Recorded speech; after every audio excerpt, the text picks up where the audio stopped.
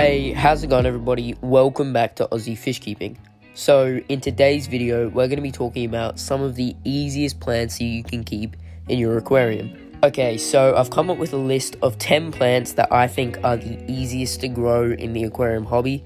Now, this was super hard to come up with because pretty much all plants are easy as long as you give them the right attention and right conditions. But yeah, I narrowed it down to 10 of what I think are the easiest, so I hope you all enjoy and let's get into the video. Okay, so coming in at number 10, we have Ludwigia. Okay, so I put this at number 10 because it can be a little bit difficult to grow at times, but I just think it deserves a spot on the list just because of the vast variety of different species there are out there and all the different cool leaf shapes and colors. And yeah, I just really think it deserved a spot on this list. Obviously, some variants of it are super duper easy to care for. So I'd say probably the easiest and most common Ludwigia variant is Ludwigia repens. Now, I guarantee you could go into any aquarium shop and they will have this plant just because it's so common. I don't think I know anybody in the aquarium hobby who hasn't kept this plant once. And I think the reason I put this in number 10 is because of the color that you can get and how easy it is for that color. So it's kind of hard to explain, but pretty much most red aquarium plants in the hobby are a little bit more difficult to take care of just because of the light requirements they need.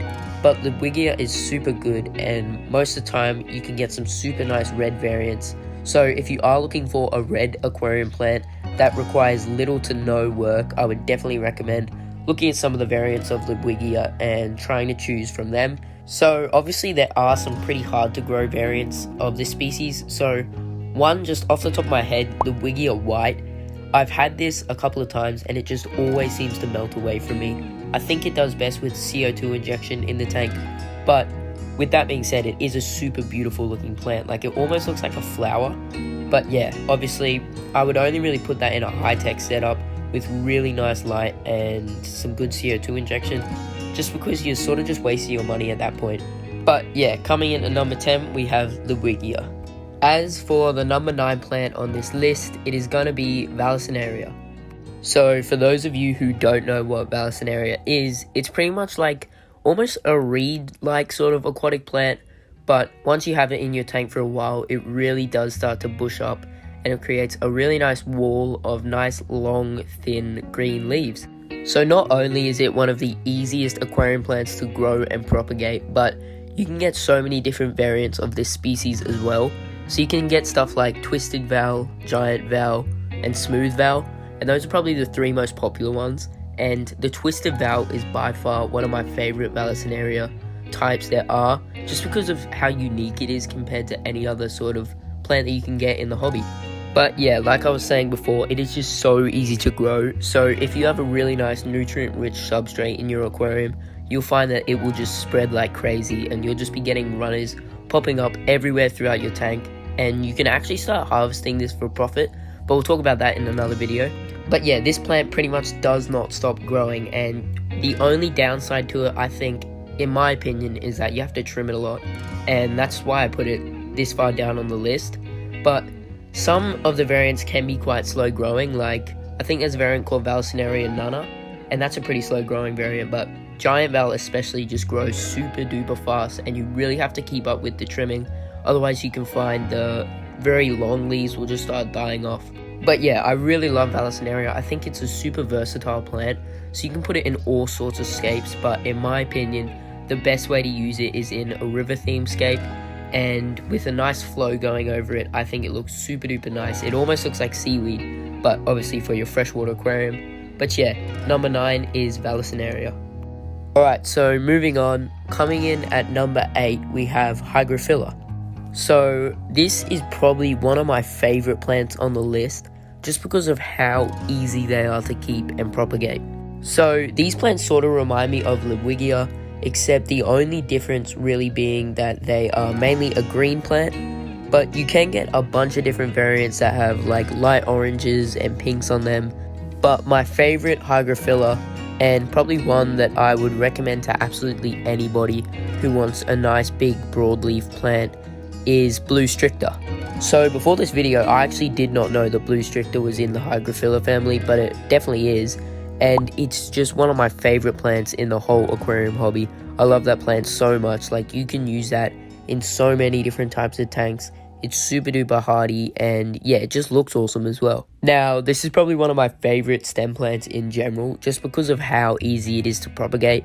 So most stem plants are supposed to be able to just grow back from any portion of their stem, and they do, but it does take quite a while, and sometimes you can get them dying off if you don't do it correctly. But I find that Hygrophila will grow back no matter what, even if it's rotting. I think it's just the best plant, especially if you're a beginner and you want a little bit of extra color and a little bit more of a unique leaf shape in your tank. I would definitely recommend a Hygrophila. And not only this, but there is so many different types out there, and probably one of the more unique looking ones, in my opinion, is Hygrophila polysperma or Hygrophila sunset. And the great thing about all of these Hygrophilas, including this Hygrophila sunset, is they're all around the same price range, so you won't get any that are super duper expensive. And here in Australia especially, you can be expecting anywhere from $7 to $8 for a bunch of Hygrophila, which in my opinion is absolutely worth it, because I think it's one of the only really nice plants that grow in sort of more of a bush. So a lot of plants that grow in a bush don't have very nice colors, but Hygrophila, you can get some super duper nice colors from it, and it grows in that nice bushy bunch, and you can really use it to fill up any spaces between rocks or in the corner of your tank. And not only that, but it's perfect for live bearers like guppies, swordtails, and mollies, and all sorts of stuff like that, just because their babies can hide in it. So yeah, I think I've gone over everything, but the number 8 spot on our list is Hygrophila. Okay, so we're switching things up a little, and for the 7th place on our list, we've got a plant that actually has a rhizome, and this plant is Java Fern. So Java Fern is one of the few rhizomial plants that you can get in the aquarium hobby, and I think it is definitely one of the best. So there is a couple of different variants of Java Fern. You can get Trident, Crested, Mini, and I think there's also a Thai Java Fern, which is super nice. Java Fern is perfect for any aquarium, so whatever sort you want to go with. And it's also awesome for aquariums with fish in it that like to chew on leaves a little bit, just because its leaves are a little bit more rough and tougher than your average aquarium plant. And obviously, I think the best thing about Java Fern is that it doesn't actually have to be buried in the substrate, and you can just leave it floating, or you can stick it on a rock or on some wood or something, and it looks absolutely amazing. I think the only downside for me to Java Fern is that it can be a little bit expensive at times, and one bunch of Java Fern can set you back from anywhere between $15 to $20, depending on what variant you get. But yeah, that's probably the only downside to Java Fern, I think. But besides that, it is sort of a slow growing plant, although it will grow and it will multiply, and you'll start finding pups growing off the end of the leaves, and you can then take those off and replant them, or stick them onto new pieces of wood or rocks, and you can just keep making Java Fern like that. And I think it's super good for that reason, and also it just looks amazing. So what I really love about Java Fern is that every single variant is completely different. So the Trident Java Fern looks completely different to Crested Java Fern, and vice versa, which I think is a super cool trait that the Java Fern has. But yeah, coming in 7th place is Java Fern. Okay, so moving on to our 6th place plant, and this is going to be Anubias. So I absolutely love Anubias. There is literally hundreds of different variants, and every single one looks completely different to each other, and they are just a super awesome group of plants. And obviously the most appealing factor about Anubias for most people is the fact that it's also a rhizomial plant, which means it doesn't actually have to be buried in substrate, and instead it can be stuck onto wood and rocks with super glue. And yeah, it's just a super awesome looking plant. I believe it's one of the only plants that you can actually keep with goldfish, and I think some African cichlids. Don't quote me on that, but just out of personal experience and talking to other fellow fish keepers, that's just the sort of information that I've gathered. But yeah, what I really love about Anubias is especially the Pinto varieties that it has, which are just pretty much a white variant of Anubias. And I think now there's a new variant called Pinto Nana, or White Nana, I think, and it's super duper nice. Like, it is one of my favorite Anubias out there. It is a little bit pricey, which brings me on to my next point about Anubias. So Anubias can actually be super pricey depending on what variant you get. Now, most of the time the assorted potted Anubias usually costs around $21, which obviously is a little bit more on the pricey end of aquarium plants. But if you're getting it and it lives for a long time, it's super hardy, I think it's kind of worth it. Although as you start going up into the rarities and different sort of variants of Anubias, you will start to find that it is a very expensive plant. So I'd say a middle ground sort of price range for an Anubias is Coffeefolia, which here in Australia can go from anywhere between $30 to $50 and sometimes upwards, but that really just depends on the size that it's being sold at. And then a step up from that would be on the higher end of the scale, and that would be Anubias Pinto, which can go from anywhere between $60 to $100 here in Australia, and sometimes I've seen it go for more, again, just depending on the size. And I think the only downside of Anubias Pinto and all the white variants of Anubias in general is that they have to be kept in a low light environment, and if not, their leaves will just turn from white to green. Obviously this is a reversible process, so if you do move them back down to low light, they will turn back to white, but I just think it's a little bit challenging to keep that nice crisp white coloration on them. But yeah, moving up from Anubias Pinto, I would say the most expensive Anubias, especially here in Australia, is the brand new Anubias Nana White, and I've seen the cheapest being $100 for one tissue culture, but I think the average is around $150 to $170 per tissue culture, which is absolutely crazy. So that's like, I think around 15 little pups that you get out of one tissue culture, and obviously being a Nana variant as well, it doesn't even get that big. But yeah, I think it's still an awesome plant and it does look super duper cool. But yeah, I don't think many people would be buying that, especially if they're a beginner. They're definitely not going to be wanting to go that high on the plants. But yeah, so that just kind of shows the fluctuating prices between all different variants of Anubias. But besides the price range, I mean, Anubias is one of the best and easiest plants you can care for. And not only that, but it's also a super hardy plant as well. So not many stores get Anubias in immersely grown, but when it is, it can convert over to submerged super easy, and that's probably because it is from the peace lily family, so it does super well out of water, but obviously being an Anubias, it does super well in water as well. So yeah, I just think because of how hardy it is, that's why it deserves the number 6 spot on this list. Okay, so moving on to number 5 on the list is going to be swords. Now, I'd probably say, generally speaking, we're only going to really be talking about Amazon swords and Ocelot swords, just because they're the ones I've had most experience with, so they're the ones I can really talk about. But other variants, I'm sure, are just as easy, but yeah, I just don't have as much experience in them. So my very first aquarium plant was a sword, and I got it around 3 to 4 years ago. I still have it today, and it's actually a green Ocelot sword. But all swords are really cool, and that's sort of why I put them above Anubias. They're kind of on a similar level of ease to grow, but I just think swords look a little bit better. That's in my opinion anyway.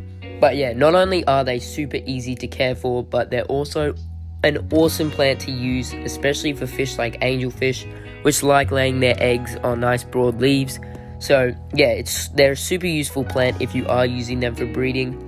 So, like every other plant on this list, this species does have quite a few variants as well.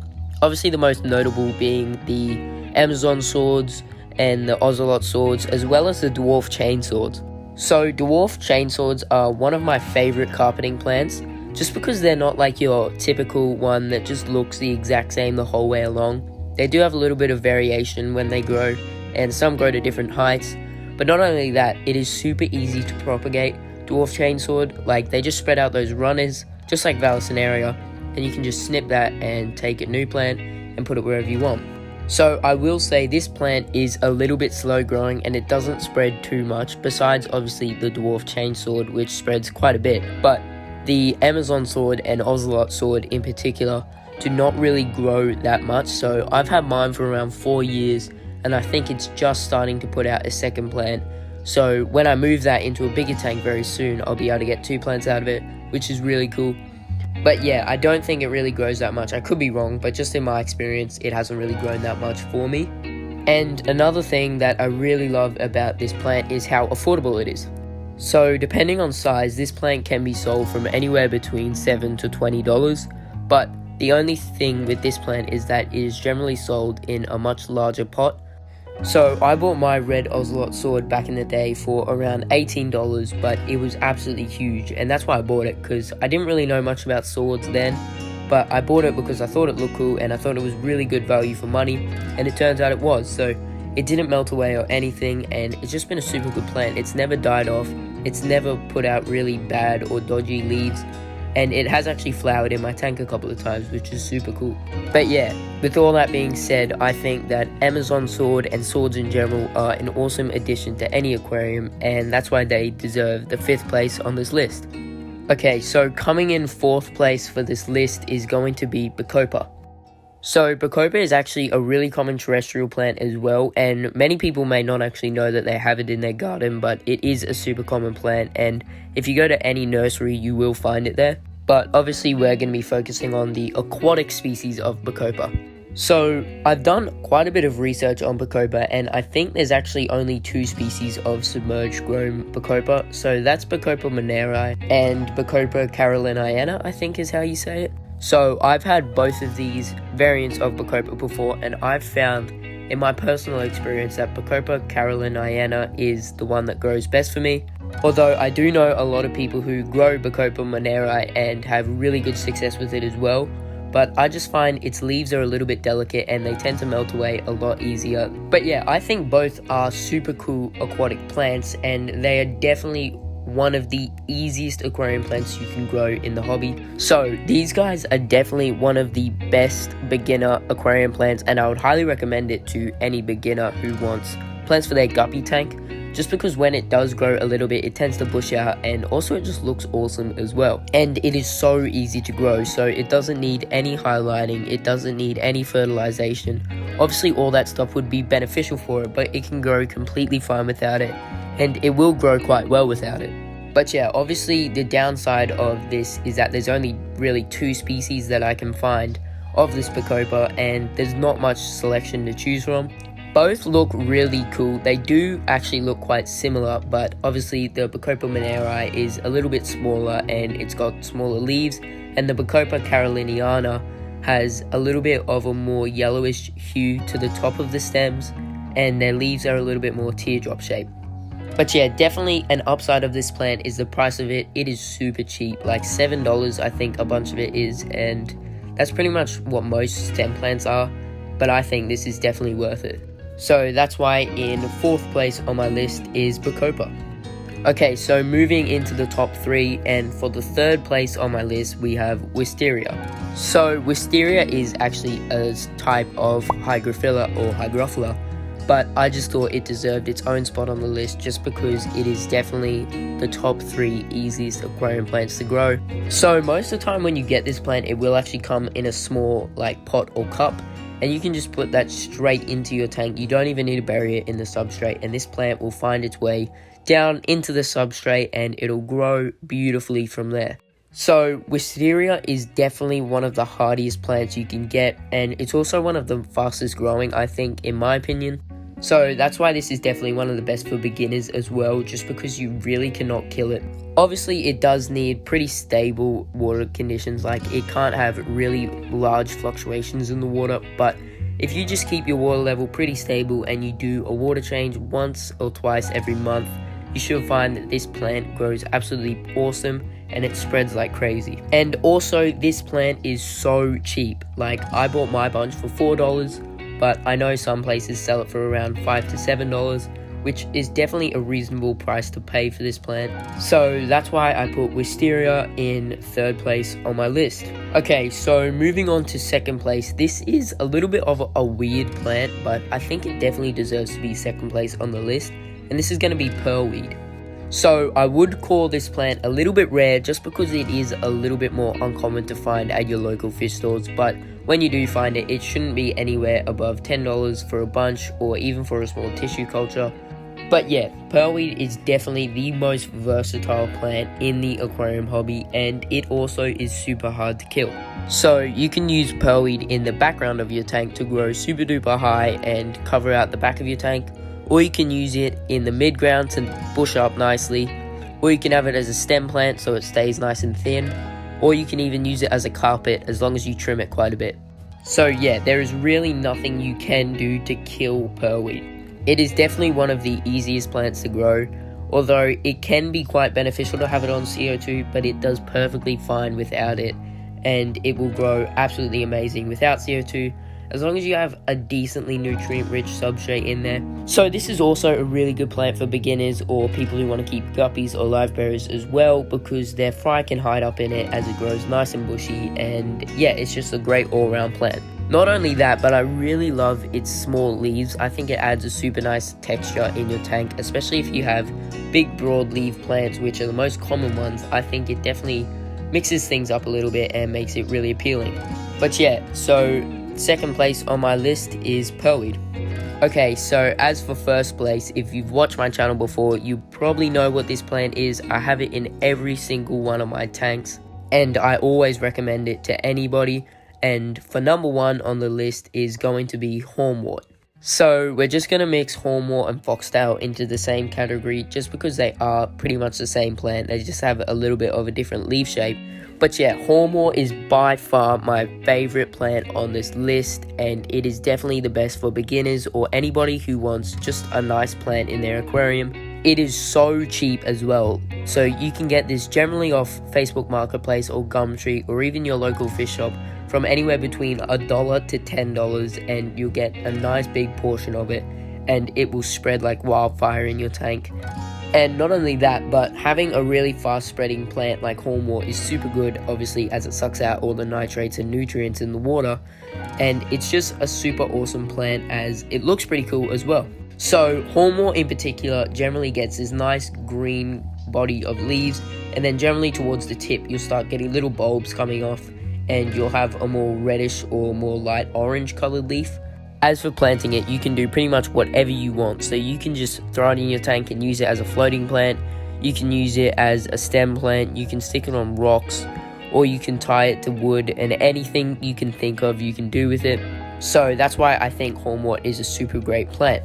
As well as this, Hornwort is super compatible with any fish, so cichlids can go with Hornwort, you can put angelfish with Hornwort, you can probably put goldfish with Hornwort, you can put guppies with Hornwort, you can put anything you want with Hornwort, and it will do perfectly fine. And another great thing about Hornwort is that you can even throw it in your pond and it'd do great. It doesn't need any great temperatures, it doesn't need any specific pH, it doesn't need any fertilization, it doesn't need any crazy lighting. It just needs water and it will grow like crazy. So that is why I think the number one easiest plant to keep is Hornwort.